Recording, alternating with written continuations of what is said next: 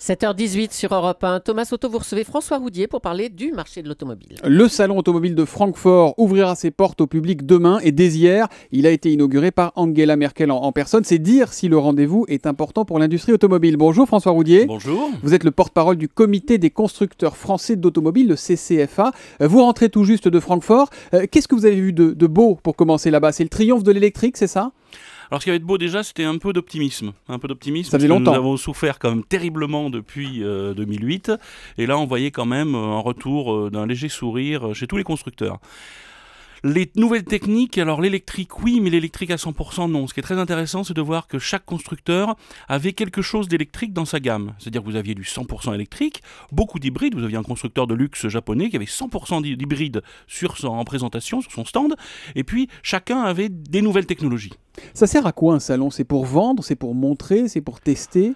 Alors c'est un peu tout, hein. Dans le marketing, ça arrive un peu en fin de présentation d'une voiture. Au début, vous avez l'image pseudo-volée de la voiture, puis après ça, les essais, la présentation. Pseudo-volée parce que tout ça est en général soigneusement mis en scène. Parce que très souvent, les gens du marketing sont excellents pour les présenter. Elles sont trop bien faites, hein, c'est trop honnête.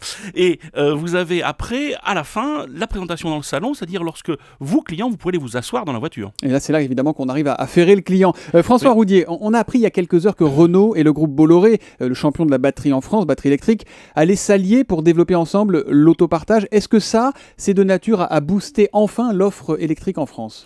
Alors sûrement oui, parce qu'en fait, ce qui apparaît très intéressant dans l'affaire Bolloré, c'est tout ce qui est lié au système de recharge. Les voitures électriques, actuellement, il y a plusieurs types de batteries, plusieurs types de techniques, mais ce qui manque cruellement, c'est la recharge. C'est une batterie qui tienne facilement, qui tienne suffisamment longtemps, qui tiennent bien pour rechargeable. Voilà, qui sont rechargeables et surtout que vous pouvez recharger en bas de chez vous ou chez vous. Donc l'expérience de Bolloré est remarquable là-dessus. Oui, parce que ça va être de l'électrique simple. Renault a fait n'importe quoi sur l'électrique. L'an dernier, au Mondial de l'Auto, il y avait la Zoé, il y avait la Twizy, sauf que Renault a choisi des prises qui ne sont pas compatibles avec les prises 220 volts. Quelle erreur quand même, non? Mais alors tout le monde fait ça. Le problème, c'est que lorsque vous avez un petit véhicule, la Twizy de Renault se branche sur une prise normale. J'en avais une, ça fonctionne parce que c'est un petit véhicule. Mais lorsque vous avez des grosses batteries, vous êtes forcé d'avoir une grosse prise. BMW a lancé une voiture électrique, ils utilisent aussi ce type de grosse prise parce que vous avez quand même, vous tirez beaucoup d'électricité. Sauf erreur de ma part, corrigez-moi si je me trompe, mais la nouvelle Golf électrique, elle se branchera sur du 220? C'est pas évident.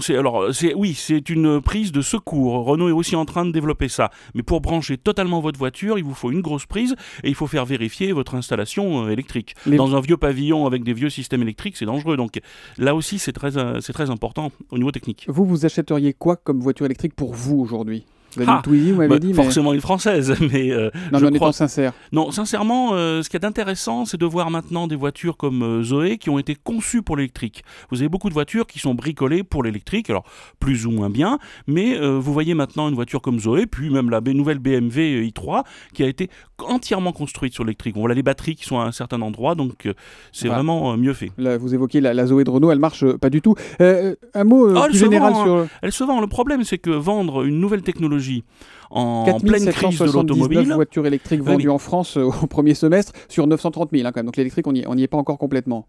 Non, mais attention, parce qu'on lance une voiture au niveau mondial et vous avez à peu près 100 000 voitures, que ce soit les Zoé ou la Leaf, qui est sa petite sœur chez Nissan, la sœur de Renault, qui se vendent quand même assez bien, 100 000 exemplaires au niveau mondial. François Roudier, il y a une nouvelle prime à la casse sur les voitures d'occasion qui est dans les tuyaux. François Hollande pourrait la présenter lors de la conférence environnementale du 20 septembre, dans quelques jours. Vous avez des infos, j'imagine. Vous avez dû être consulté. Ça va se faire, ça, cette prime pour l'occasion? Alors attention, parce que c'est d'après ce qu'on comprend, on n'a pas vraiment tous les éléments. C'est vraiment une prime d'occasion pour l'occasion. Ouais. L'idée, c'est pas de relancer le marché automobile, c'est de sortir les vieilles voitures de plus de 15 ans qui polluent énormément. On a un parc qui a 8 ans à peu près, de moyenne d'âge. Un peu plus. Mais elle va se faire cette prime pour l'occasion, vous nous le confirmez? Il faut je ne suis pas au gouvernement, hélas, mais elle est très difficile. Elle est très difficile parce qu'en fait, vous allez essayer de sortir des véhicules qui ont une valeur très faible, à peu près une centaine d'euros, et essayer de les remplacer par des véhicules d'occasion un peu moins âgés. Donc c'est pas du tout dans le marché du neuf qui commence à peu près à 8 000 euros. Mais elle devrait se faire. Elle pourrait se faire si le gouvernement a les moyens de lancer ces chèques spécifiques. Merci François Roudier, je rappelle que vous êtes le porte-parole du comité des constructeurs français d'automobiles.